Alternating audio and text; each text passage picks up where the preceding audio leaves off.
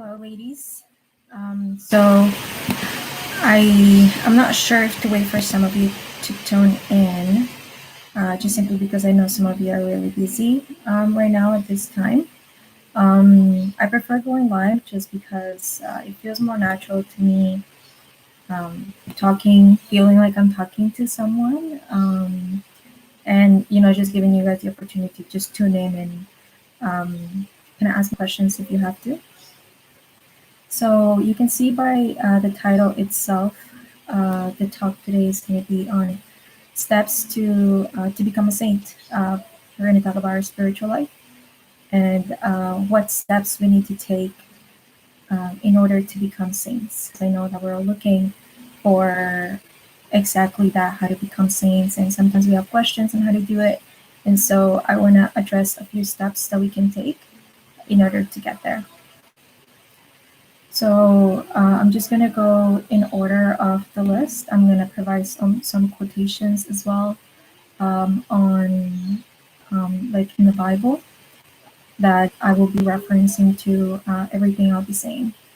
So I want to start by explaining what our spiritual life is. Our spiritual life is about God, obviously. It's the spiritual life should focus on our relationship with God. That's pretty much what the spiritual life is. Yes, we are fully body, but we also have a soul. And just like St. Paul calls us, we need to focus on the things that the soul desires and not what the body desires. And so the daily struggle and the way we're only able to grow in our spiritual life is by going through that battle. So the first thing that I want to address, the first step to take in order to become a saint is to do what the saints did. And so the one thing that the saints have in common, all of them, absolutely all of them, is they loved God above everything else. They loved him more than their families. They loved him more than their own desires, their own wants. And I think that's important for us to understand because we don't love God above all things. At least we know that we don't. I know I can say for myself that I do not. And so it is very important to understand this. So the one thing that the old saints had in common was they wanted to love him, they wanted to please him, please God, love him above all things, and they gave up their wills in order to please him. So when we think about what is the first thing that I need to do to become a saint, how do I get there? The way that we for sure can know that we're going down the right path is I'm giving up my will to God. He gave us our will. Our will is ours to have. But if we give it up to him, for him to do what he wants with it, then we'll be bringing more fruit. And when we do that, we put aside our biases, we put aside our wants, we just do exactly what he wants us to do. And that's what's most important. So that's the first step. That's where we start. That's the first step to start in spiritual life. Love him above all things, and then thinking how it applies to you. For some people, you may be giving up some vices. Some are pretty obvious, some are not.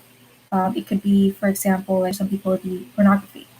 For some others, it'll be stealing, lying, cheating. I don't know. For some others, it'll be not so obvious things. Some things that we think are harmless, but in reality are damaging our spiritual life more than they are doing us good. So, for example, social media. Social media is not bad in itself. It's a good tool to stay communicated with people and stay in contact. But studies have found, and as they keep coming out, they keep finding that social media is a key predictor to depression, to envy, to all these negative feelings that we have. And I'm pretty sure for those of us who have social media, we can witness to that. At some point, we may feel envious about the other person or jealous, or we might feel depressed because all we do is scroll all day long. And we may think that that's not harmless to us, but in reality, it is affecting us more. Example is maybe the time that we're using on social media we could be using praying or doing volunteer work or doing different things that could help bring the glory of God. And so, again, the first step is to love Him above all things, to give up our wills to Him, so He can do with it what He wants, and then apply it to what that means for you. So that's the first step. The second step is, I would say, to think about your death. Think about your death every day, every second of the day, if possible. Why? Because, like, imagine this. This is what the world's saying. Imagine you're laying down in your bed and you're thinking about your existence. So you close your eyes and then you realize you will die because our bodies are temporary on this earth, right? And what the world says is, you'll die and then you'll cease to exist. You'll no longer see the trees, you'll no longer see the sun, you'll no longer see birds in the sky, you'll no longer see anything, right? You'll just cease to exist. You won't have any memory of this. And so the person who is thinking about their death in this way can feel one or two things. One would be of freedom, in the sense of, I can do anything I want because there's no consequences. I'm just going to die and cease to exist. There's no rules. Or it'll be like a sense of emptiness. What's my purpose? If that is all that there is to this world, then like I live and I die and that's it. Like I have a conscience now, but I won't have a conscience later. But our religion, the Catholic faith, the Christian faith, says something else. And it's very important for us to understand that, because based off of that would predict our decisions. So our faith says you're laying in your bed and then you're thinking about your death. And then you realize you will die, but then you're going to come face to face with either one of two faces, either the loving face of God or the horrifying face of the devil. And they will tell you exactly where you're going to spend all your eternity.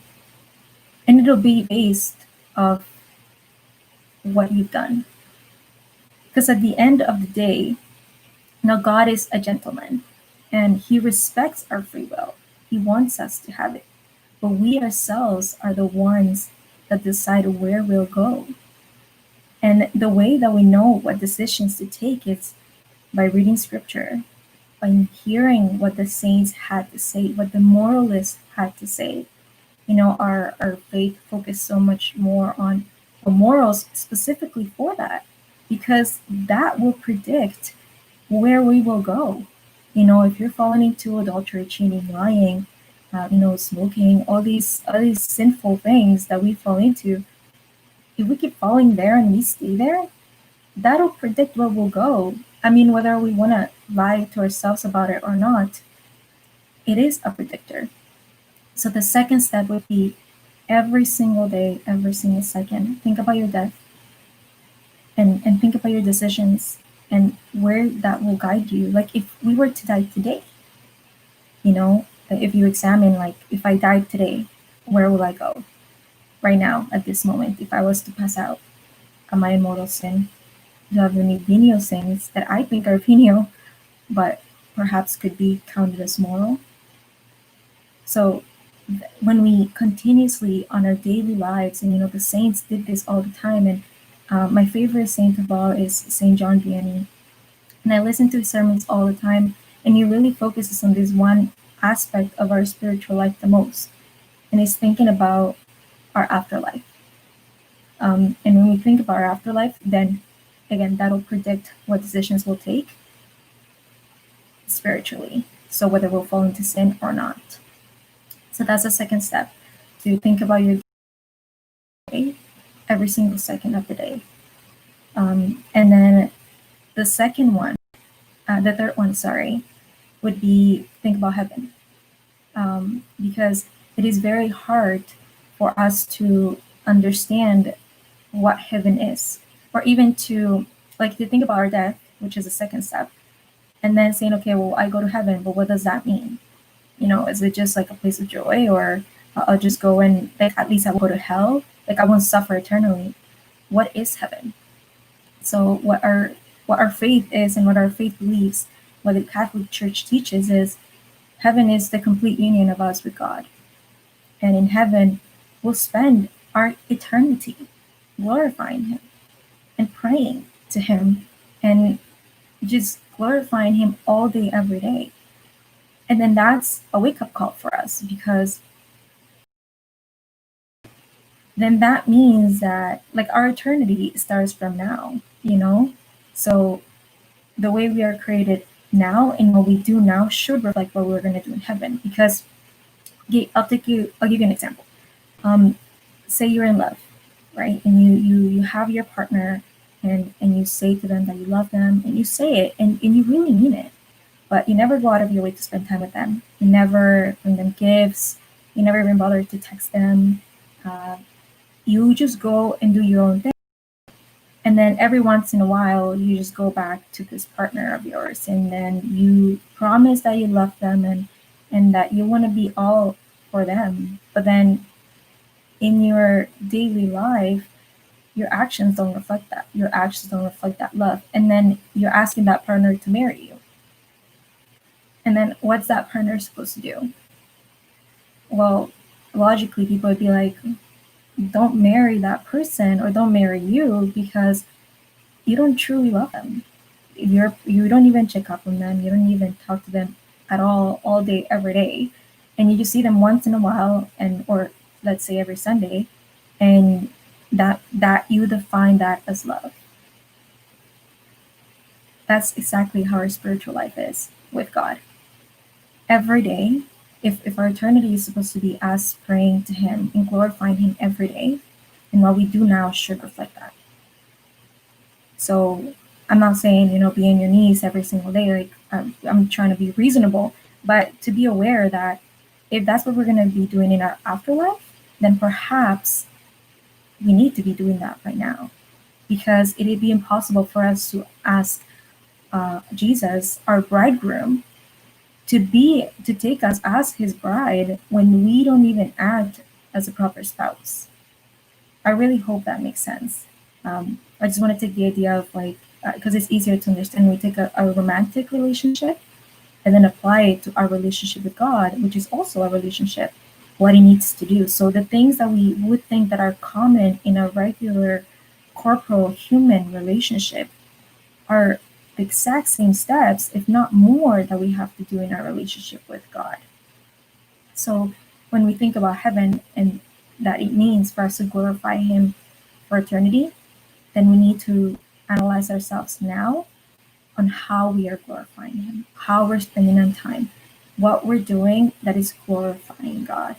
So that's the third step. The first one is offer up our wills to Him. He'll take it. Lord, whatever you want, whatever you ask of me to do, I will do it, no matter how tough it is, no matter if my opinion goes against it, is because you say that I will do it. That's the first step. The second step is I will die, thinking about your death. We will die. Where will I go? And then the third one would be, if I want to go to heaven, what does that mean? If I'm going to heaven, what am I going to be doing there? And shouldn't that be reflecting what I'm doing here on earth right now? The fourth one is to think about this life and remember that it's all temporary. And it all ties back to our death and thinking about heaven, but to know realistically that everything in this earth is temporary. The clothes I'm wearing, my hair, the articles around me, all the material stuff is temporary. I'm in school right now, but that's temporary. I will die, and yeah, I'm gonna be known as a psychologist or recognized under the university with a diploma, but I'm not taking none of that with me. The only thing that I will take with me are my good acts, my acts of charity, my acts for God, my prayers, fasting, all the sacrifices I've done. That's what I'm taking with me. That's what I'm gonna get to give to God, and that's what we need to focus on. By God Himself. This is from the Gospel of Matthew. And then And so it's Matthew 10.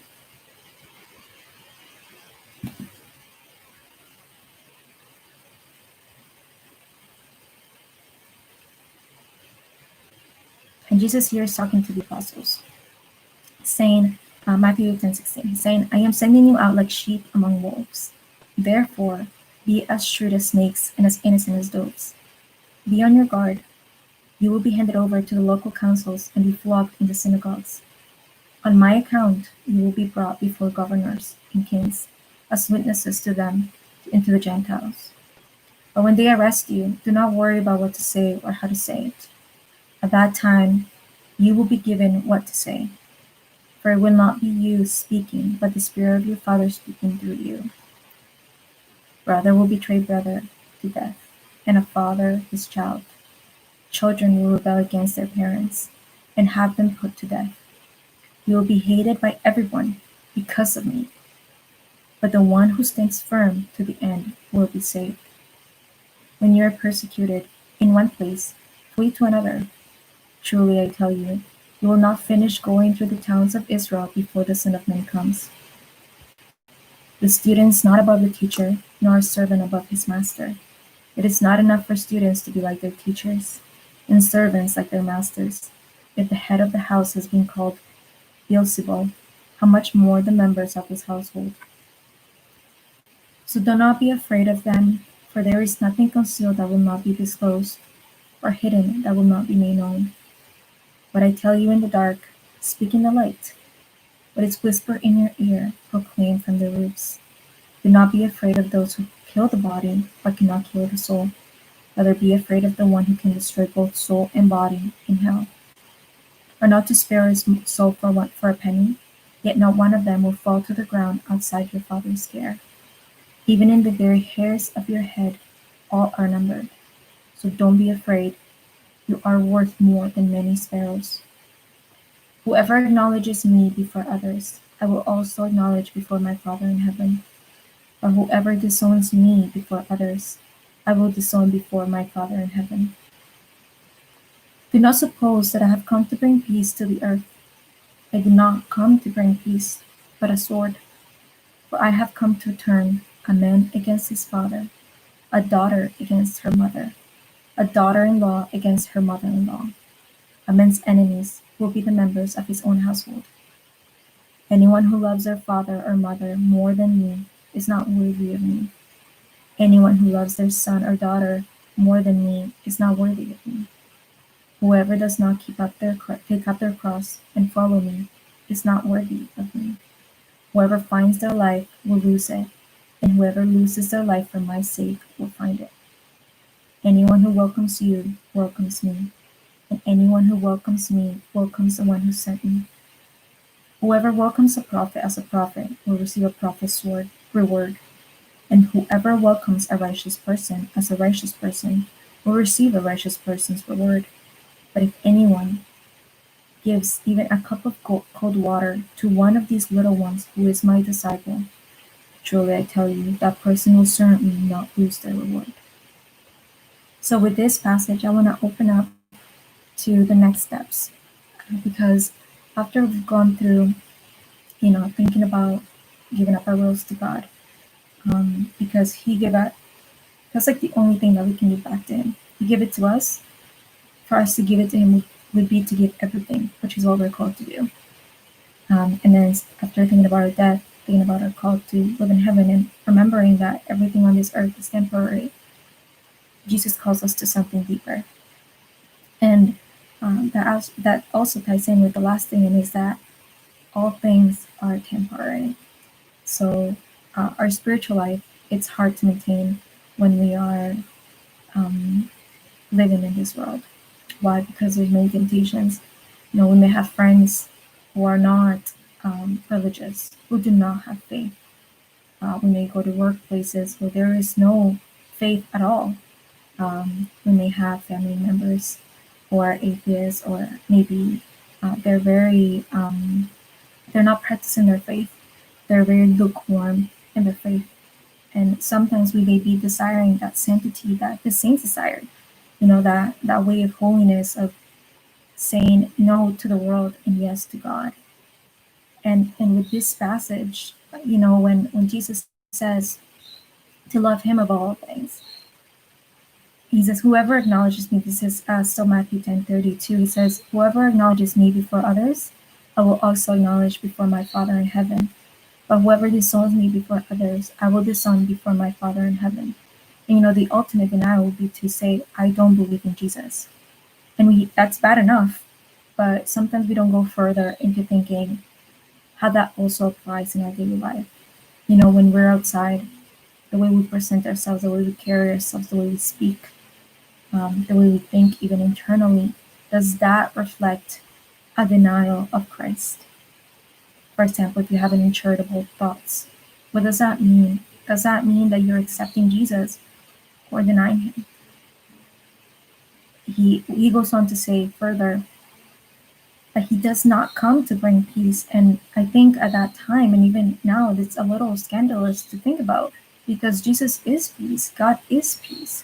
When you're in communion with him, you experience peace in the midst of the trials. But what he was talking about here is that because of me, and he says it there, people will turn against each other because I am truth. And that's what spiritual life is. That's what the saints did. They pursued the truth and they found God. They found Jesus. They found the Gospels. And they found truth in that. So he's saying, when you follow everything I say, truly loving your neighbor like yourself and loving me above all things, when you live like that, people will turn against you. People will either think you're crazy, or, if you're at work and you're having a controversial mindset, or, an opposing view. Let's say you're pro-life and you're at a hospital that does euthanasia or abortions, or you're with your colleagues and you have certain opinions on the LGBT community, or certain sinful actions that we as humans commit. People will think you're crazy, because sadly our world has been determined to sin. But when we hold these views, people will turn against us. And Jesus says that that's going to happen. And we need to be prepared for that. We need to be prepared for the world to be turned against ourselves, against us, the ones we love, even if it's our mothers or our fathers. We need to be prepared for all those things to happen, because he says that he will turn us against each other. And so when we're living in our daily life, we cannot be permissivistic on the views that God says for us to have. Adultery is adultery. Fornication is fornication. Immodesty is immodesty. Cheating is cheating. There's a lot of people who will try and sacrifice these views and dormant their own conscience to please their families, to please their friends, and to try and justify their sin so that they don't have to, in quote unquote, judge them, or they don't have to do the hard thing, which is to say no, to correct those people, or to even say what the truth is. If you're with a friend who's in committing adultery, to tell them, hey, what you're doing, that's actually like you're condemning your soul. Most of us don't want to have those uncomfortable conversations. Most of us don't want to try and evangelize our families, to talk to them, to even bring them to church. But Jesus here, he says, you got to love me more than you love them. And that means also what we think and our views and how we live our daily lives. So that would be our spiritual life and how we handle it. So the next step would be that, to be aware of the sacrifices that the faith requires. Be aware that you will have to probably turn away from people, or have people turn away from you, and to carry your cross through that. Because if you don't, then you're not worthy of the kingdom. And that's important for us to know and to really truly understand. The next few things I'm gonna say, they're not relative. They are things to help us in our spiritual life, but they're not the basis of our spiritual life. Why? Because our faith is that one of action, um, one of action, thought, like all these things. So these are more external things that we ourselves do, but doesn't mean they're necessarily going to take us to heaven. It's just they're good to help us get there. So they're tools to help us get there. So the first one that I would say is form yourself spiritually. What does that mean? Getting to know the faith. Get to know the faith. Get to know the sacraments. What do they mean? What are the gifts that are received through them? Get to know yourself also spiritually, where you're at spiritually. Um, I know that's hard to do, but just write down where you're at spiritually, and pray about it. And how would that look like? Like where you would write, where am I spiritually, and then you'd say, well, I still struggle with this sort of sins, and this is where I want to go. I want to be this type of saint. I want to, I look to Saint John of the Cross, or Saint Anthony, Saint Augustine. All these saints, they had all these virtues. I want to get there. I want to be that example, or just Jesus. Like write down the qualities that Jesus has, and to get to know yourself, like do a contrasting list of this is what I want to, this is what I want to be, but this is what I am right now, and this is what I need to be working on. So from yourself spiritually, get to know yourself spiritually. Read spiritual books. Spend your time wisely. I cannot emphasize that enough. Our time is a gift to us, and we will be judged depending on how we use our time, whether we believe it or not. So to use our time wisely every single day is very important. We cannot be couch potatoes. We cannot be slackers. We gotta be working every day for our salvation. So reading books, reading spiritual books, reading writings from the saints themselves, what they have to say about the spiritual life is fruitful. It doesn't mean that a person who doesn't read spiritual books is not virtuous or will not get to heaven. A lot of people who were quote unquote ignorant were holy because they understood the spiritual life in a deeper sense. But reading spiritual books will help us understand what the saints said, why they had those views, why the church believes what it believes. It'll help us also know the steps deeper to take. Obviously, I cannot address here every single one of our vices that we have, but most likely the saints with their writings can help us target every single one of them. So to read books, and like obviously to read the Bible, because that's where the fruit of all teachings are. So learn the Bible, not learn the Bible, read the Bible, and read spiritual books, because that will help us form ourselves further. I would say the next thing, this is gonna determine where we will go as well. Always look for truth. Look for truth in our spiritual life, but don't look for the truth that will convince you. We have, as humans, we have the tendency to look for someone who will justify or confirm our own bias. That's the worst thing that we can do. That will help us get nowhere, and we won't learn anything. We'll probably just stay stuck in our own sin. What do you gain from someone who will agree with you? If you think, and I know people, Catholic people, who think that masturbation is okay, or that watching pornography is okay, but that immodesty is okay, or listening to worldly music is okay. None of that is correct. Worldly music nowadays, it's called worldly because it's of the world. And what does the world offer? Sin. And what are those sins usually nowadays? Sexual sins. And people will either know that these things are wrong but still do it, or they'll just justify it and still listen to these things. These things they jeopardize our spiritual life. Again, with like masturbation, all these things, people will justify that. Even stealing, or being rude, not being not forgiving people, like sticking to their vices, and they will look for priests, for nuns, for other Catholic people who will think like them, and so they never get out of this hole that they created themselves. And when they hear someone say, kind of like what I'm saying right now, they'll be scandalized, and then they'll just turn back to those friends, to those priests, who sadly are guiding them in the wrong direction. So, don't look for someone who will justify you in your own bias. Look for someone like Jesus. Jesus was a challenger.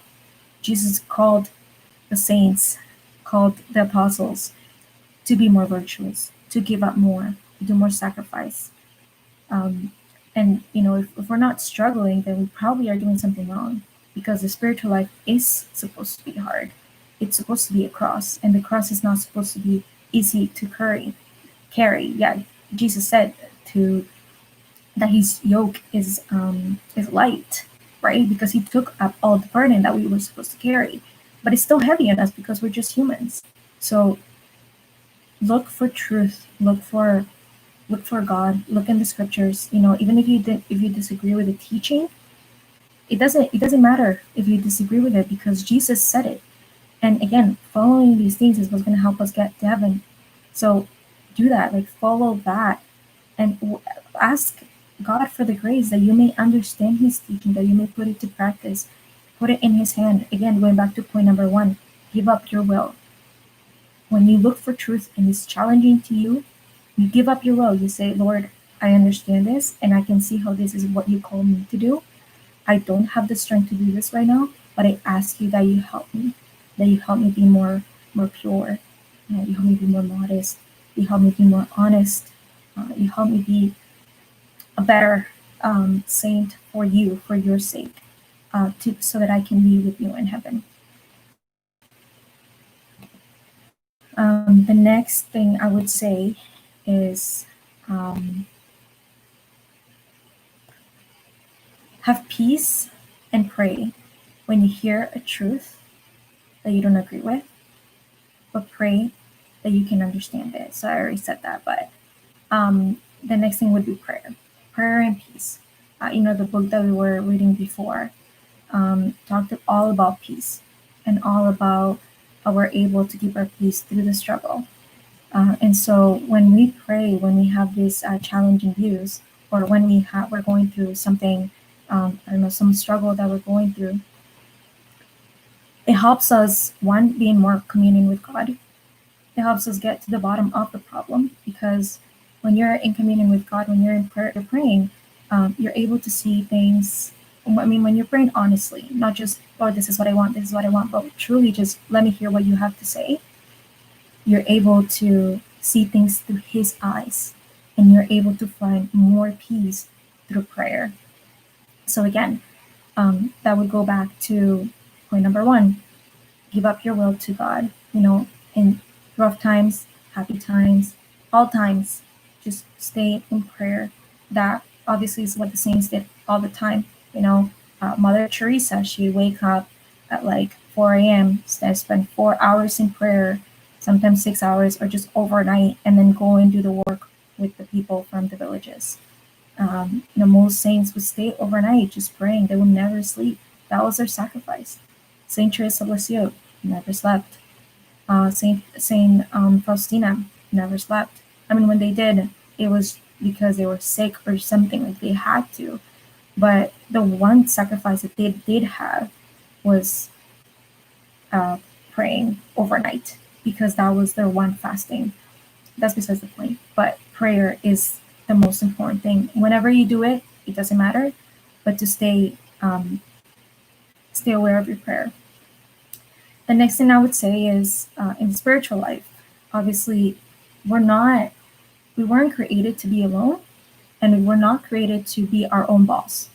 We're called to obedience to our elders, to the priests, to the church. So look for a good spiritual director. That means a good formed priest. And that goes back to, don't look for someone who will confirm your bias.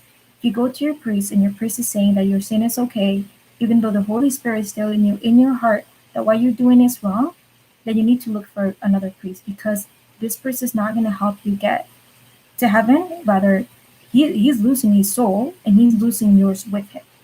So don't do that. Pray for your priest. Look for a good spiritual director, one that is well formed. I want to give a quote on which are the good priests. This is Matthew 7:15. Jesus says, "Watch out for false prophets. They come to you in sheep's clothing, but inwardly they are ferocious wolves. By their fruit you will recognize them. Do people pick grapes from thorn bushes or figs from thistles? Likewise, every good tree bears good fruit, but a bad tree bears bad fruit. A good tree cannot bear bad fruit, and a bad tree cannot bear good fruit. Every tree that does not bear good fruit is cut down and thrown into the fire. Thus, by their fruit you will recognize them. So when you go to a priest, you're looking for that spiritual director, obviously pray to God first that He can help you get there. Look at that priest and the fruit they're bringing. Now, sometimes that can be really hard to discern because some priests who are guiding their congregation in the wrong direction can have a lot of people, be very active, have all these things, but their people are only there because that priest justifies what they're doing wrong. So they only follow him because he tells them that they're good. They're going to go to heaven, how they are, and that's okay. But you will know by their fruit, depending on how those people that are following him are. The one thing that every saint had was that all their followers converted, and they had honest conversions. These were honest people, virtuous people who wanted to please God. Again, my favorite saint, Saint John Vianney, he converted an entire village in the midst of the French Revolution. You know, when the church was being condemned, all these like immorality was all around. You know, the way he talks about immorality was like it was the worst thing that was happening then. I don't even know what he thinks about it now. If he was to be here on this earth, the things that he would say. But at that time, when he got to that city, no one liked him. No one, because he was a priest and they were all worldly. But that priest got there and he wasn't like, oh, sorry, like I'm just not gonna talk about this because I know it's gonna hurt people's feelings or it's gonna be offensive or people are not ready to hear this. He didn't care. He said to them, he would say, those men that are going to taverns and spending their daily wage, they're stealing from their wives, and he would call them thieves. And when he talked about, it's crazy when he talks about like immorality in young people, he'll talk about the scandalous of the behavior of the young women. When they're going out dancing, when the way that they were dressing, how they interacted with the boys. It's like he was talking about literally nowadays, but it was back then, like almost, I don't know, 300, 400 years ago. It was a long time ago, and this priest was doing that. And through time, he converted every single one from that village. What people would say about him was that his teaching was so hard, just kind of like when Jesus was here, and people were like, he just speaks with so much truth. And even the Pharisees would say, who can follow this teaching? When they asked him about like whether they can divorce their wives, and the answer was like, well, you can't, because in the beginning it wasn't like that. And then they're like, well, Moses said we could. And he said, it doesn't matter. In the beginning, God himself, the ultimate word, the final word, said that men and women were supposed to be together until death do them part. Obviously, I'm paraphrasing. And they were, obviously, the Pharisees got offended by this. Their answer was, who would marry then? If you can't divorce, who would marry? But still, people then were so touched by this teaching. They found so much truth that they followed it. And it was likewise with St. John Vianney. His truth and his love for people, his love for souls, he was so zealous for souls. He wanted them to be saved so badly. So he didn't sugarcoat sin. He was straight up about it, but he did it with such love that people there became saints themselves. They were holy people. It was a holy entire village that he converted, hundreds of people. So when you look for your spiritual director, look for that. Obviously, you don't look for everybody to be completely saintly, because obviously your priest can only do so much. But, or sometimes nuns can be good spiritual directors as well. It's just that it's better when it's a priest, because you can go to confession with him, and so he'll know really where you're at spiritually, and there's more honesty. There's a reciprocity, spiritual reciprocity, that he can have particularly in your soul, because he'll hear your confessions and he'll help you through your vices. So I would recommend, personally, a priest. You can also have a nun or a lay person as well if they're very well formed. But again, even the nuns that you're going for, or the lay people, what are the kind of people that they are surrounding themselves with? Are these holy people? Have they converted other people? Look for the fruit. Jesus says, by the fruit you will know them. Like priests like Father Martin,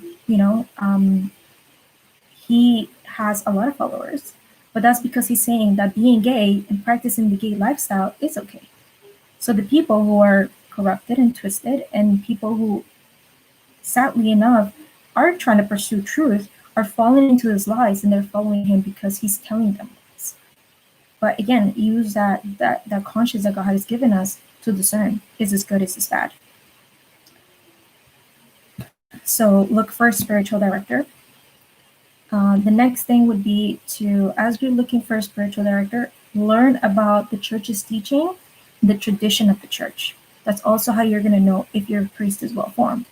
Because the more you get to know the tradition of the church, that means from the time of the apostles, the writings of the early saints, our early church fathers, the ones that guided our church till this day, and the more you know, like tradition, church teaching, and that being reflected in that particular person that's going to be your spiritual director, the more you'll know where you're going, the more you'll know whether you're going to truth. If what you're learning from church teaching and tradition, it's not follow your priest or your spiritual director is not following it, then probably it's not the best person to follow. Why? Because they may be following the current flow of priests, or the new wave of reformation that's happening in the church, and that's the reformation of permissivism, where everything's okay. There are some that are very light about it, some that are a little more conservative, but at the end, they're all permissivistic about sin. And that's problematic again, because you don't want to follow someone who's going to tell you you're okay, and then you die, and Jesus is like, well, you heard Laura's talk, you need to look for something else. Why didn't you do that? You knew the truth, right? Like if a priest is saying that it's okay to be gay, you might discern, okay, well, probably not. I know you're a priest, but this is probably not right. So learn church teaching, church tradition, and learn from the Bible. You can read the scriptures, the Gospels. If you just start from there, just know what Jesus said. That's literally all you need to know. Everything else is beautiful. It's the Word of God. We need to read it to have more relationship with Him. But the Gospels, there you'll find everything you need to know to become a saint. The teachings are all laid out. However, Jesus did say, I have not told you everything. I have not revealed everything to you. That's what the Holy Spirit came for, to reveal further the truths, which is why we need to know the tradition. We need to know what the saints said. Okay, the next thing to become a saint is to understand your vocation. Prepare for your vocation now. Every single day, prepare for your vocation now. If you're meant to be a nun, if you're meant to be, I don't know who will be watching this, but if you're meant to be a priest, if you're meant to be married, realize what that vocation requires and start practicing what it requires. I mean, they all require sanctity, but some of them require deeper sanctity. For example, again, St. John Vianney, I was listening to a talk he gave. I was listening to one of his homilies, and he's talking about families, and he's saying everything that parents need to do. The role of the parents in the child's lives. And then towards the conclusion of it, he said, and he's talking to the people. He says, and you might be asking me, well, Father, no one's ever told us this. How are we supposed to put it into practice? And he says, well, my answer to you is, if you didn't know all of this, if you didn't even kind of search for these answers, why did you get married? Like it wasn't enough for you to now condemn your souls, because he's kind of explaining how parents sin and how that affects their children. He says it's not enough for you not to condemn your souls. You're condemning now your children's souls, because you're allowing them to be all these things. You're not being good parents. So what I would say is, if God has prepared us to live our vocation in heaven, which is to be saints, but He has a vocation for us here on earth, we need to live it holy, and that means preparing ourselves for this right now. If you know you're called to be a wife or a father, then Pray about this. Pray for your children. Pray for your spouse every day, even though you don't know them, or maybe you do know them. Pray for their sanctity. One of the things St. John Vianney said is like, as soon as the wife is pregnant, she better go and offer either a mass or start praying that this child of hers can be born and get baptized. At least make it to baptism so that they can enter into heaven. And so if you enter that focus of, right away, if you're meant to become a nun, well, you're going to be a spiritual mother and you're going to have to save souls as well. Everything's about souls. So prepare yourself for this vocation. Prepare yourself for the virtue that it requires. Being a mother requires a lot of patience. I don't know personally, but it's pretty obvious. You're dealing with a husband, you're dealing with children who sometimes can drive you crazy. So you need virtue. You need to be a very virtuous person to face all these vocations.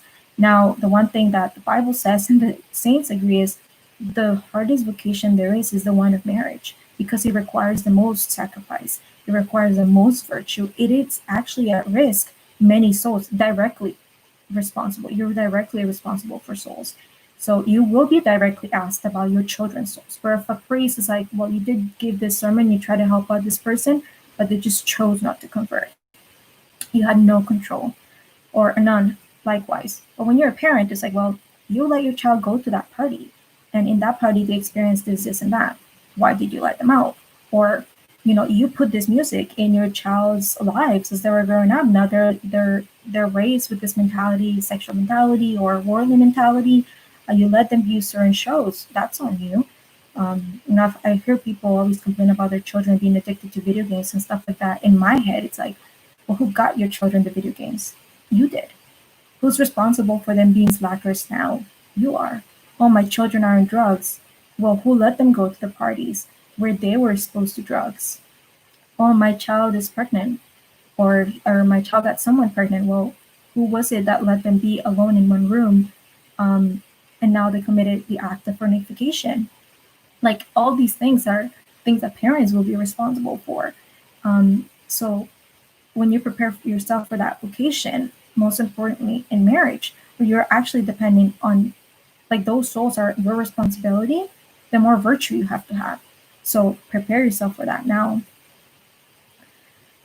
The next last things are going to be just things. So if you put these things into practice, and obviously certain things I've taken just from scripture, listening to the saints talk, and just things I've learned also along the way. These are things that are going to help you grow deeper in sanctity. And this is all about sin. It's all going to be our imperfections. So the first thing I would say is figure out what your sins and imperfections are and work on them daily. Pray and fast to amend yourself. So, for example, if you know that you're continuously struggling with the sin of impurity, whatever level of impurity it is, impure thoughts, the way you're dressing may be impure and you can't let go of it, or the way you speak is impure, you're not modest in your way of speaking, you view shows that are not pure, or movies, whatever it may be, or if it's with honesty, or whatever thing is that you're struggling with, any sin that we all have our vices.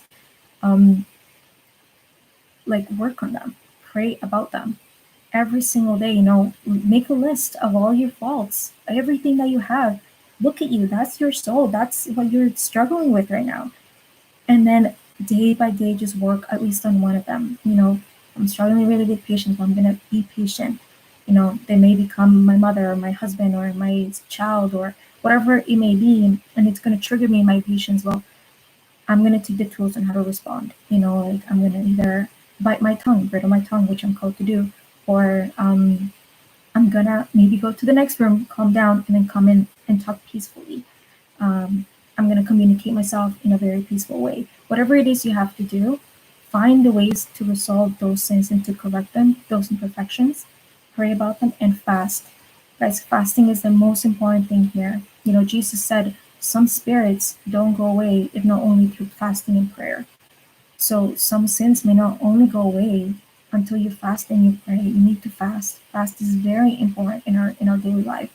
And most importantly, when we're trying to root out a vice. The next thing would be to have an examination of conscience every night. I want to put what's it called, a trial, or like I have the word in Spanish, but try this for at least a week. Some of us sometimes are a little blind to our imperfections and our sins, that we think we're good. Like I haven't fallen into this particular sin, that is the one specifically that I know I always fall into, so I've been good. But what happens is when you look deeper into what's happened throughout the day, and you do an examination of conscience at the end of your day, or in the middle of your day, you'll realize that you've fallen a lot already. This is actually the method from Saint Ignatius of Loyola. And I really like this method because, you have your list of the examination of conscience that you follow, and then you follow a list. It's like, how many times have I fallen into this particular sin that I'm struggling with? You do it at 12 o'clock noon, 3 times. And then you do again at nighttime, or maybe 3 or 4 hours later, it's like, oh, another 2 times. And then by the end of the day, you have not just this one particular sin. When I make my list at night, it's like crazy long. And that's the wake up call where I'm like, I'm really struggling and I need to keep pursuing, because the more I look at my sins, the more I look at my list, and I bring that to my confessor. It's like, this is crazy. We're so blind to our sins that we don't even know how many sins we commit every day. And so to do that, that examination of conscience, I ask you, if you want, is my advice, to do at least for 1 week, and you'll see. Have a list of an examination of conscience. It'll ask you, like, have you done this? Have you done that? Have you fallen into this? And you write it down at the end of the day, and you look at your list for a week, you'll realize how much really you are feeling, and that actually will help you grow better, because you're more aware of your sins. You're more aware, oh, okay, I know I fall into these things. So bringing awareness to your sins is helpful and necessary. So do an examination of conscience, if not throughout the day, at least once every single day, at nighttime, preferably. Okay, so the last thing I have here is, we can have, when we are following, we want to be saints, the devil will try and tempt us. And so as you're growing spiritually, he'll try and turn that goodness against you to bring you to hell. So the way he will do that is, the more you grow spiritually, the more he'll try to boost up your pride. Oh, I'm not like them. Oh, I don't do that. Oh, I finally let go of that sin. Look at me. Look at what I've done. It always goes back to us, and that's the temptation. So, once you follow all these steps and you get there, kind of, be aware of the temptations. Be aware of the pride. The pride is the root of all sins.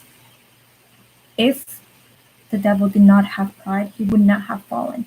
If Adam and Eve did not have pride on, oh, maybe we can be like God, or we want to know more, that pride, they wouldn't have eaten of the forbidden fruit. Every sin that we commit, if it's not like about me, since the problem with sin is that it's all about me, about what I want. So if we don't look out for that specifically as we're growing in holiness, we might think that we're going like this, but realistically we're going down, because we can become like the Pharisees. We can become the evildoers. The ones that are thinking they're so holy, they're better than everybody else. If as you're growing spiritually, always make sure you're humble. If you're humiliated, thank God. If you're put down, thank God. If you're challenged, thank God. If a trial's coming your way, thank God. And always trying to be humble as much as you can, as physically. And I know it's very hard, because we're pride. We have pride. We're prideful, and it's very hard. But the more you struggle with it, and the more you grow, and the more you struggle with that pride, that's where you're gonna make progress. Because struggling is that fight. Is when you fall that is the problem. So when, say, you're at church and you're like, oh, look at me, I'm praying, I'm so holy, and that thought comes to mind, all you need to do is correct the intention.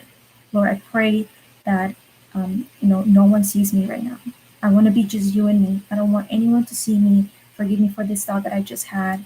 I love the litany of humility. I love it because last part that it says, grant that others may become holier than I, provided that I may become as holy as I should. And then the end is, Jesus, grant me the grace to desire it. That's the response. And I love that because sometimes we just want to be like, oh, I want to be so holy, so holy, so holy, holier than that person and holier than that person. When we think like that, we're not thinking the way God thinks. So it is important for us to be aware of that. And to just think, Lord, make me as holy as I need to be so that I can spend eternity with you. And grant that everybody else around me may be even more holy. That's what the saints did. That's how they thought. They thought themselves as the worst sinners. They didn't even allow themselves to think bad about other people, because when they looked in their hearts and their own sins, they would think, I'm the most horrifying sinner on this earth. Why? Because they had a deeper understanding of sin and they fell into that sin while the other people were ignorant about sin. So, yeah, they were sinners, but they were ignorant of what they were doing, what they knew. And so they were worse. They couldn't judge those people because they were ignorant. They could judge themselves because they knew. They knew they should be doing better and they didn't. So, and that'd be the second last thing. And the very, very last thing when we're growing in this spiritual life, is to keep a balance. I know I talked about permissivism earlier, and that's exactly what I want to get at. Don't go to the extremes. There are two extremes that we can fall into in our spiritual life. It is the extreme of permissivism or the extreme of strictness. So the lack of mercy. And that's the size of the Pharisees. The Pharisees were all about external things. Oh, we're giving money to the poor. Oh, we're doing these charitable acts. It's all about what people see on the outside, but inside. And Jesus called them out. Read, I think it's Matthew 21 or Matthew 23. Jesus has really hard things to say to them because they thought like that. So don't be like the Pharisees, where it's like it's all about external things, and no, like, unless you're like me, you cannot go to heaven, and God won't forgive you, because God will forgive everybody, the worst sinners. Even if Hitler repented last minute and he truly was contrite of his sins, he could have been forgiven, right? We don't know. And that's the beauty of the mercy of God. So that's the one extreme. But the extreme that we're falling into right now, and most people are, is the extreme of permissivism. Those are the people that are saying like, oh, you gotta do good acts, and yeah, you gotta be kind of holy, but you don't have to give up this one thing. I mean, God's gonna forgive you anyway. So it's all about you. Now you're abusing God's mercy, and so we cannot go to any extreme. God is merciful, but God's not gonna forgive everything if we don't change. God won't forgive me if I know right now that I need to give up this certain sin, and I just commit it. I'm like, whatever, he'll forgive me anyway. I can just go to confession and I'm going to be forgiven. That's abusing sin. That's abusing God's mercy. And so do not do that. Do not fall into the extremes. And then to not, going back to the pride, to not go into the extremes, the one thing that we also need to do is to look at ourselves. The way we look at ourselves and we look at others is to look at the way God sees us. And the best way for this to work is look at yourself as a spirit and look at others as souls. And when we worry about our souls and other people's souls, we remember, again, going back to the beginning, that there is a death, that the soul will be left afterwards. And then at the end of the second coming of Christ, we will be united in our bodies.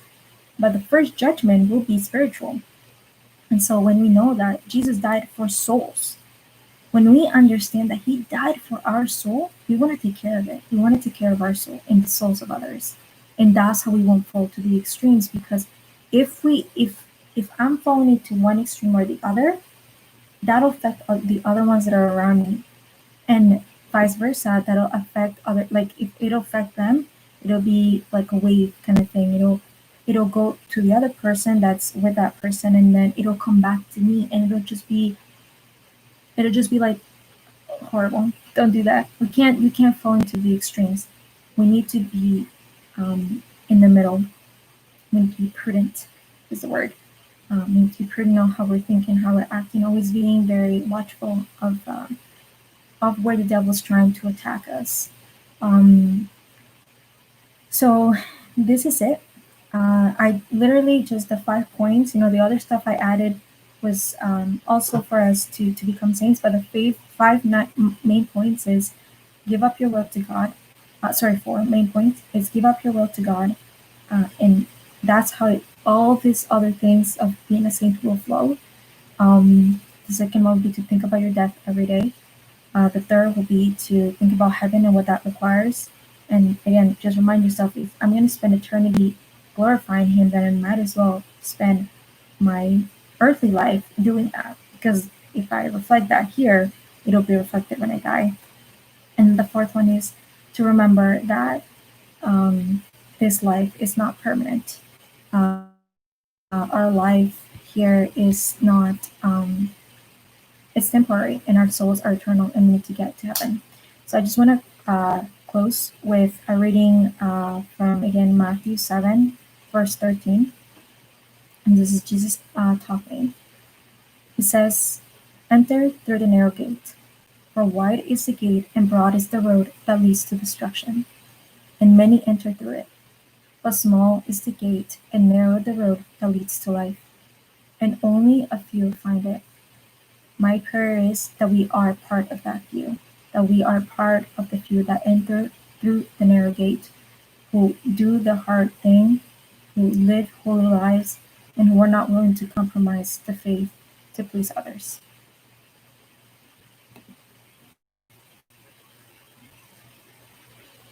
If you guys have any questions, I can stick around. But if not, then just say goodbye and then I'll say goodbye.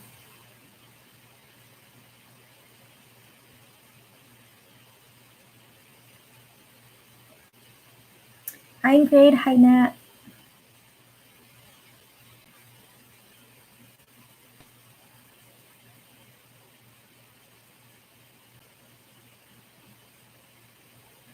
Okay. So I think I'm just going to assume you guys don't have any questions.